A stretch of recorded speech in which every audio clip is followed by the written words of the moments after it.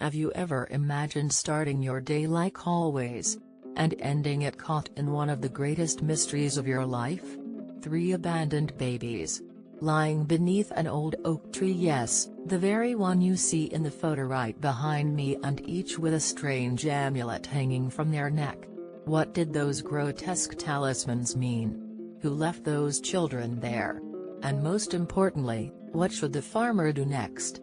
Get ready to dive into a deep mystery that will capture your attention from beginning to end. Another heart-pounding story right here on our channel. And don't forget to subscribe and leave a like. Now it's your turn, farmer. Tell us how it all happened. Nana Rose, my friend. It was a morning like any other on my farm. The distant lowing of the oxen, the rooster's insistent crowing, the familiar creak of the old wooden gate as I opened it to inspect the south pasture. The humid air hung heavy, imbued with the scent of freshly turned earth and the promise of a relentless sun for that beautiful day. My boots sank slightly into the damp soil, a comforting rhythm that had accompanied my life since childhood. But this morning, that rhythm was about to be broken, shattered by a discovery that would forever alter the landscape of my reality. The south pasture was a vast expanse, bordered by a dense tangle of trees that always seemed to whisper secrets to the wind. It was a place of tranquil solitude, a sanctuary where I could escape the demands of running a farm and lose myself in the simple beauty of the land. As I approached the far end of the pasture, something caught my eye, a cluster of vibrantly colored blankets near the base of an ancient oak. Who would leave blankets in the middle of a pasture? An anomaly that stood out against the muted earthy and verdant tones of the surrounding landscape. A knot of dread cinched tight in my stomach. It was calving season on the farm, and my initial thought was that a calf had become lost and entangled in something. As I drew nearer, the blankets resolved into a far more unsettling form. 3 small bundles, intertwined with one another as if seeking warmth. My heart hammered. Couldn't be. Simply couldn't be. Driven by an instinct to help, I quickened my pace, my boots thudding against the earth. The closer I got, the more distinct the sounds became. I could scarcely believe what I was hearing. The muffled sobs of infants, their tiny voices almost imperceptible above the rustling of the leaves. My breath caught in my throat. 3 babies had been abandoned in my pasture. A surge of the most profound emotions I had ever experienced washed over me. Disbelief, horror, and a burst of protective instinct so intense it forced me to my knees. I knelt beside the bundles, my hands trembling as I tentatively pulled back the edge of one of the blankets. And that's when I saw him. It wasn't the sight of the babies themselves, their tiny faces crumpled in distress, their little eyes squeezed shut against the harsh morning light. It was something else, something far more unsettling, something that sent a jolt of pure, unshakable terror coursing through my veins. Each baby wore a small, intricately carved wooden amulet around their neck, each depicting a grotesque, almost demonic figure. The sculptures were crude, yet undeniably potent, radiating an aura of malevolence that seemed to permeate the very air surrounding them. It was a detail so strikingly out of place, so utterly incongruous with the children's innocence, that it felt like a violation, a desecration of something sacred. It wasn't merely a case of abandonment. It was something far more sinister, something that evoked dark rituals and unspeakable acts. The amulets were a message, a warning, a symbol of something I couldn't even begin to fathom. My mind was reeling, struggling to decipher the unfathomable. Who could possibly be capable of such an atrocity? And why? What twisted logic could drive someone to abandon 3 innocent infants in the middle of nowhere, adorned with objects of such blatant evil? And if no one had found those babies, how long could they have possibly survived in that place? The weight of the situation crashed down on me, oppressive and suffocating. I was no longer merely a farmer tending his land. I was now a protector, a guardian, thrust into a world of shadows and secrets. These infants were my responsibility, and I knew, with a certainty that chilled me to the very marrow, that their lives were in grave peril. The sun crested the horizon, casting long, distorted shadows across the pasture. The air, once thick with the earthy scent of the soil, now seemed to carry a faint metallic tang of fear. My farm, my sanctuary, had been transformed into a battlefield, and I was on the front lines, armed only with my wits and an implacable determination to protect the innocent. This was no longer just a story about abandoned infants. It was a descent into a darkness I never knew existed, a confrontation with forces beyond my comprehension, and a desperate struggle for survival against an enemy I couldn't even see. The amulets were the key, I knew, to unraveling this terrifying mystery. But what secrets did they hold?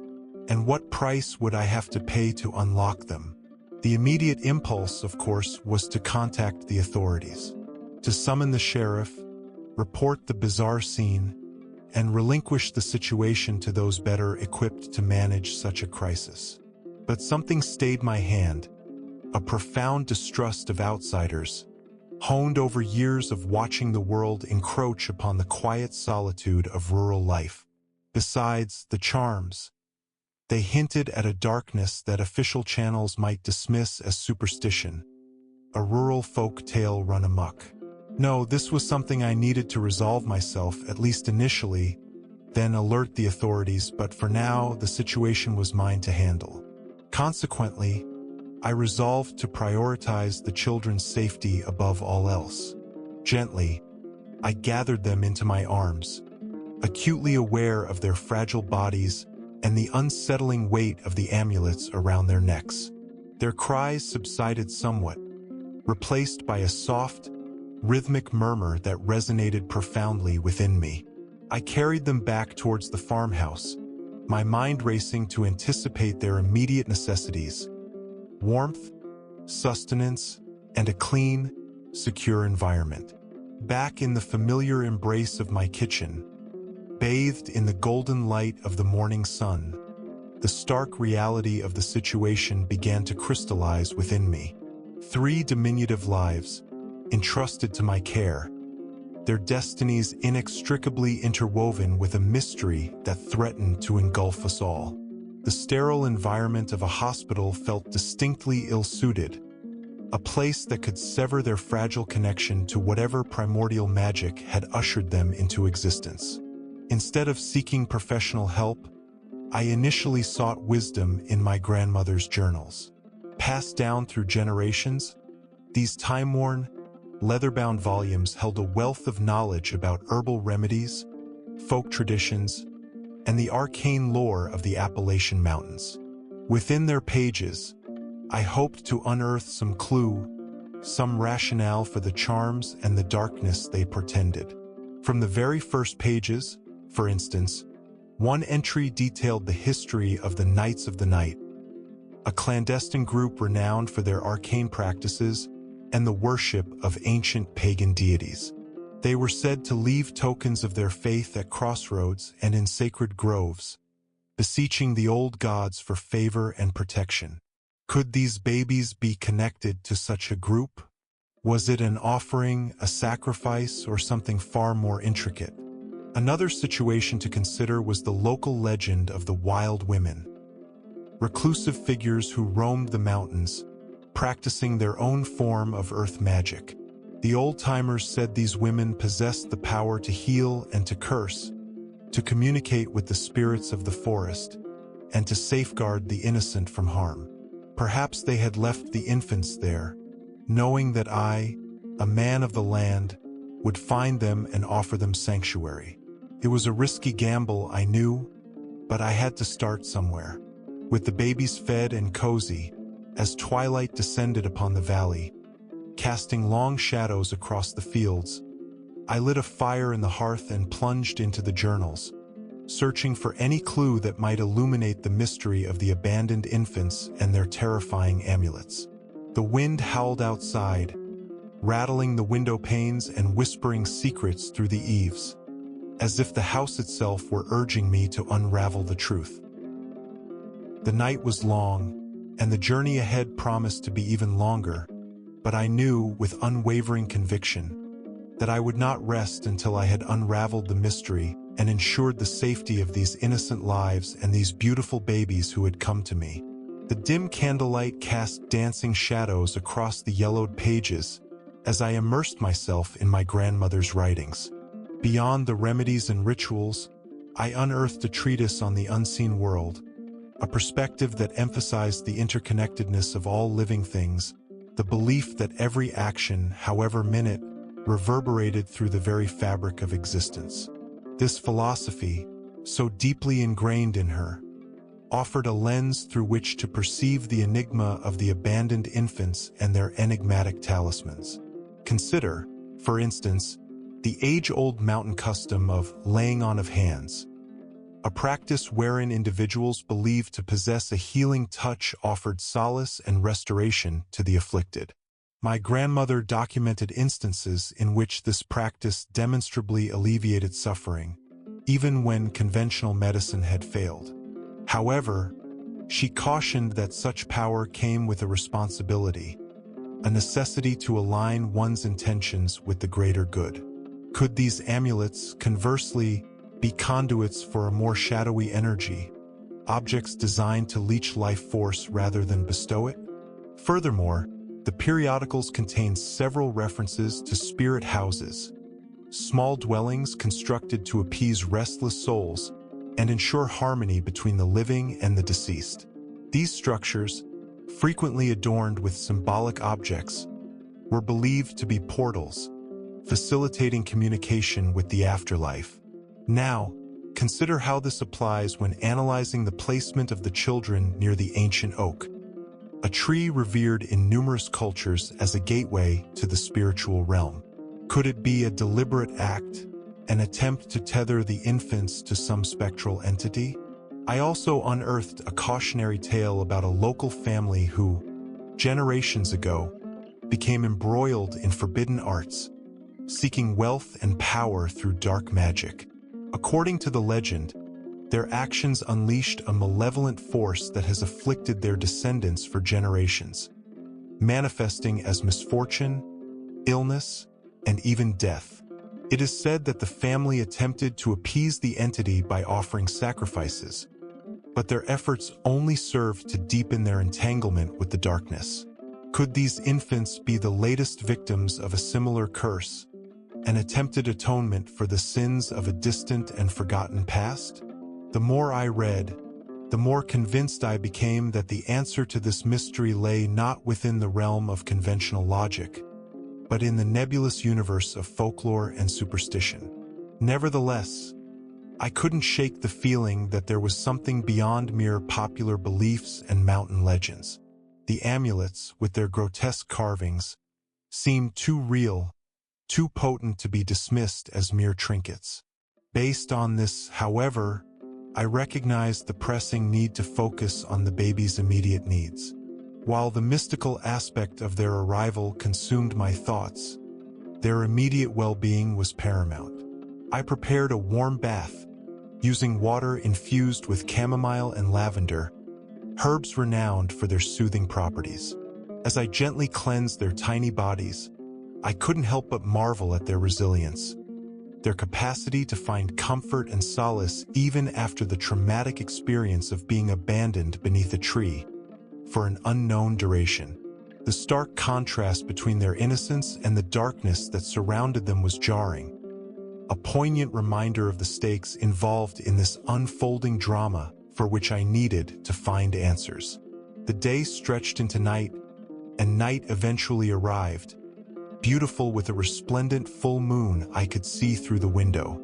Sleep eluded me as I grappled with the implications of my discovery. The farm, formerly just a haven of peace and tranquility, had transformed into a focal point of forces beyond my comprehension. But as the sun crested the horizon, casting its golden light across the fields, even after a sleepless night, I felt a renewed sense of resolve. I would not be deterred. I would unravel this mystery, protect these innocent lives, and banish the darkness from my farm, regardless of the cost. After the initial shock subsided, I managed to marshal my thoughts. Although seemingly unscathed without any apparent injuries, the infants required a proper examination. However, a visit to the local clinic seemed fraught with peril. The questions everyone would invariably ask, the bureaucratic paperwork, the inevitable intervention of social services, all of it threatened to expose the situation and, potentially, consign the babies to a system I instinctively mistrusted. Therefore, I resolved to enlist the aid of someone I could trust implicitly, someone with medical expertise and a profound understanding of the community's unspoken rules. Martha, the village's retired midwife, immediately sprang to mind. A woman of unparalleled discretion and unwavering compassion. She had attended the birthing of generations of babies in these hills, earning the respect and confidence of everyone, even the most reticent families. Approaching her was no easy feat. Martha, a fervent guardian of her privacy, rarely entertained visitors. However, upon my explaining the situation, her deeply lined face softened with concern. Without uttering a word, she gathered her medical bag and followed me back to the farm. She remained silent during the journey, her very reticence conveying her willingness to assist. Martha's examination was meticulous and gentle. She checked their vital signs, scrutinized their skin, and listened to their heartbeats with a practiced ear. Hearing her assessment was reassuring. The infants were healthy, well-nourished, and showed no signs of neglect beyond the abandonment itself. However, her gaze lingered longer as she inspected the amulets, her brow furrowing in a mixture of curiosity and apprehension. "They aren't good," she said, her voice barely a whisper. "They're objects meant to ward off evil, but instead, they attract it. They're like a poisonous herb. You touch them thinking they're harmless, but they leave a lasting mark." Martha recounted that in bygone eras, such talismans were frequently utilized by those who professed the ability to manipulate unseen forces. These served as a kind of spiritual currency, a means of appeasing or controlling entities beyond human ken. Within this framework, the amulets could represent an endeavor to bind infants to a specific purpose, to designate them for some as yet undisclosed destiny. The question lingered, however, who would do such a thing, and why? Was it a misguided attempt to shield them from harm, a desperate act born of fear and despair? Or something far more sinister, a deliberate attempt to corrupt their innocence and exploit them for malevolent purposes? Another aspect to consider is the psychological one. The person who abandoned these children was, quite clearly, under immense duress, driven by forces that rendered their thinking irrational. Their actions suggest a profound fear, a conviction that they were somehow safeguarding the infants by leaving them in my care, even if it meant exposing them to the elements and the vagaries of fate. Martha's visit also yielded a tangible benefit. She proffered guidance on infant care, advising on feeding techniques, soothing methods, and disease prevention. Her expertise, honed through years of practical experience, proved invaluable, furnishing me with the requisite instruments to safeguard their well-being. As she prepared to leave, Martha turned to me, her eyes laden with a mixture of concern and resolve. "You're a good man," she said, "but you can't do this alone. You need to unearth who left these infants here and why. And you need to do it swiftly, before it's too late." Your words resonated profoundly, reinforcing my own sense of urgency. It was no longer simply about safeguarding the infants. It was about unraveling a truth that threatened to destabilize the very fabric of my community. The shadows were drawing closer, and I knew that time was rapidly running out. I was yet unaware of the true nature of the charms, their potential connection to arcane practices and forgotten divinities. Could it be something interwoven within the rich tapestry of Appalachian folklore, unearthing tales of spirit houses, wild women, and families haunted by the repercussions of their ancestors' transgressions? Woven throughout these accounts, the unwavering dedication to safeguarding these innocent lives shone like a beacon amidst the encroaching darkness. Everything was still very unclear, and suggestions pointed to the truth behind the abandoned infants not being an isolated incident, but rather the culmination of generations of secrets, fears, and ingrained beliefs. The farm, once a symbol of tranquility, had morphed into a nexus where these forces converged, testing the very limits of human resilience and the profound potency of compassion. I grew increasingly certain that the answers I sought might not be straightforward or readily digestible. The world is rarely black and white, and the motivations underlying human actions often lie concealed within layers of complexity. The person or people who left these infants in my care may have acted out of desperation, fear, or even a misguided sense of love. Understanding their motives is paramount, not only to unravel the mystery but also to ensure the future safety and well-being of the children.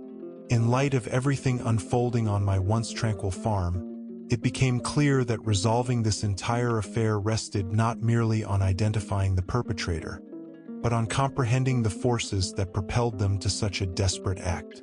It requires a willingness to confront uncomfortable truths, challenge deeply entrenched beliefs, and accept all the vicissitudes inherent in the human condition.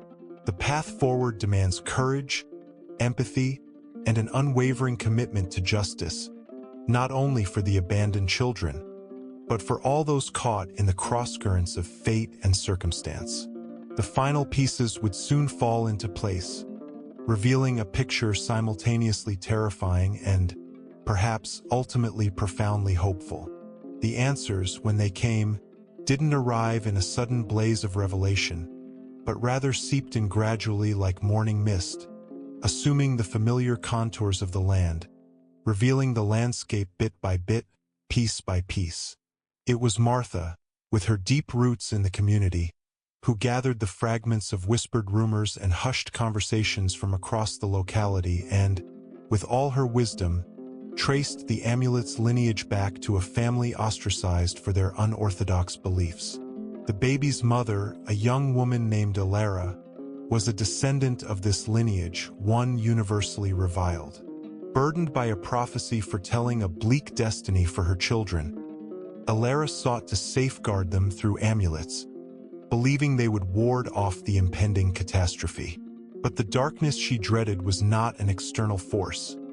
It was the weight of her own history, the burden of generations of fear and isolation that her family bore.